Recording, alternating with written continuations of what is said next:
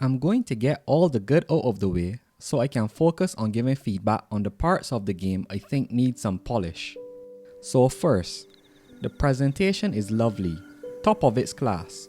All the artwork, voice acting, menus are all S+. Character diversity is also S+.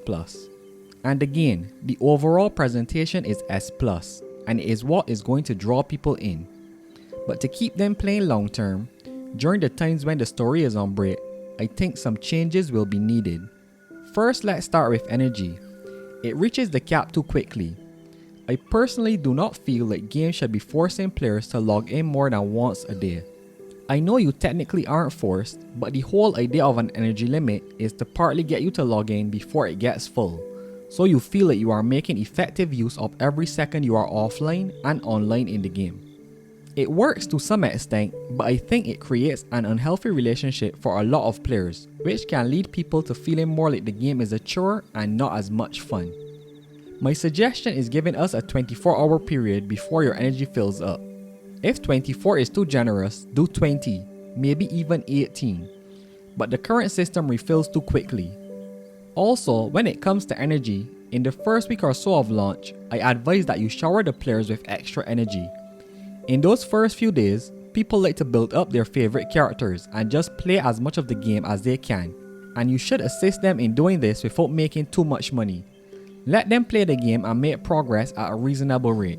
Don't let them have to wait too long for energy to refill during the first 3 days of launch. Give out energy pots every 4 or so hours or something along those lines. Let's touch on characters now, as this will tie into a lot of the issues I encountered. The game seems like it will launch with way too many characters.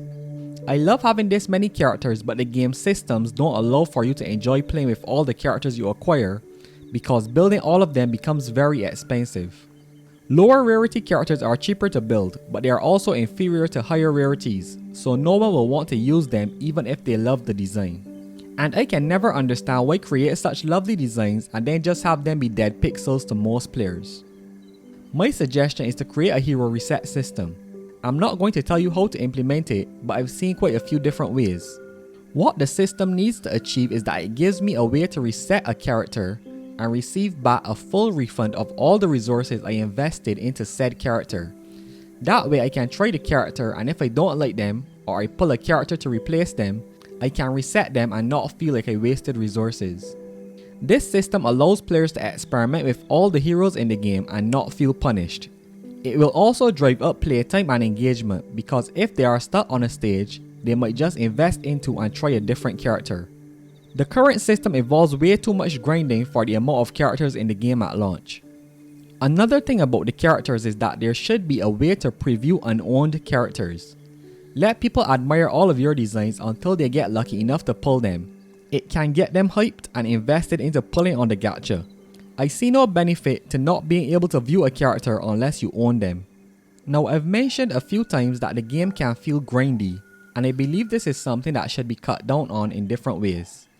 I've said I wanted a reset function that gives back resources, but that wasn't because I think it costs too much resources for any individual character. It's more so that I would like to use more characters because the game has so many that are going to be ignored due to being low rarity and no way to reset them. I have personally maxed out a character and it is very expensive, but I can't say it is bad yet because during the beta, I wasn't able to get to the final level of the farming stages. So I don't know how much resource you acquire per energy in the end game.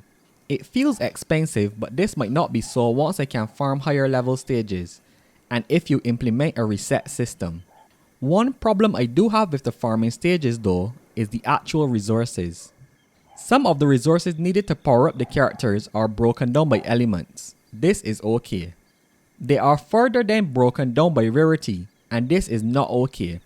So for instance with scrolls, there are basic scrolls, intermediate scrolls, and advanced scrolls. This isn't inherently a problem, but the execution of it is.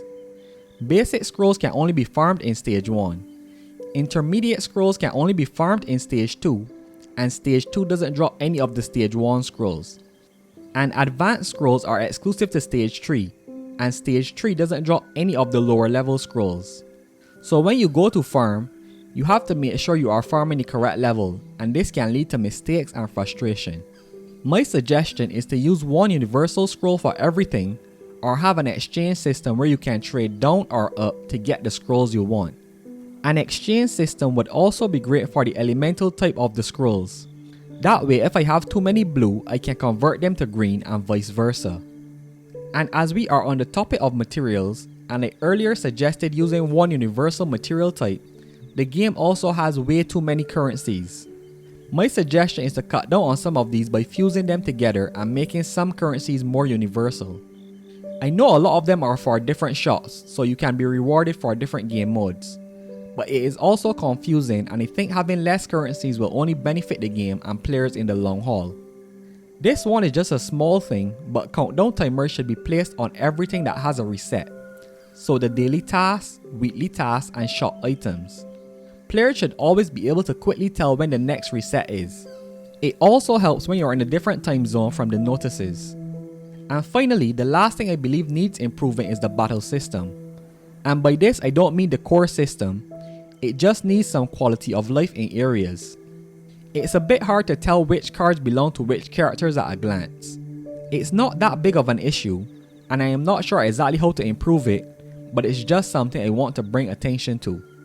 More importantly though, we need a skip feature for farming. Auto repeat is just an artificial way to extend playtime, and it's a bad one. You are always going to win the battle anyways, so just let us skip them.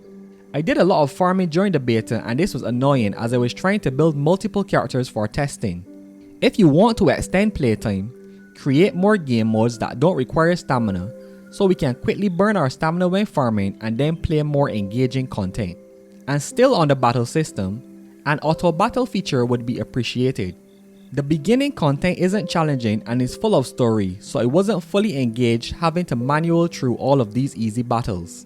I suggest implementing an auto button since some people are likely to quit if they don't enjoy the system fully. I've played games where I don't like the battle system, but I could auto the battles once I was strong enough. This way I can enjoy the parts of the game I love, like the story and building up characters. The auto function doesn't have to be spectacular, just good enough so that when you overpower the content, it can do the job for you. And I think that's all the feedback I gathered and can remember at this time. Even though the game is already released in China, I believe these changes can help global and even the Chinese servers. Other than that, I'll be back on release to enjoy the story and raise my favorite characters. Until next time, my name is Kujets and you can expect some more reverse 1999 content in the future.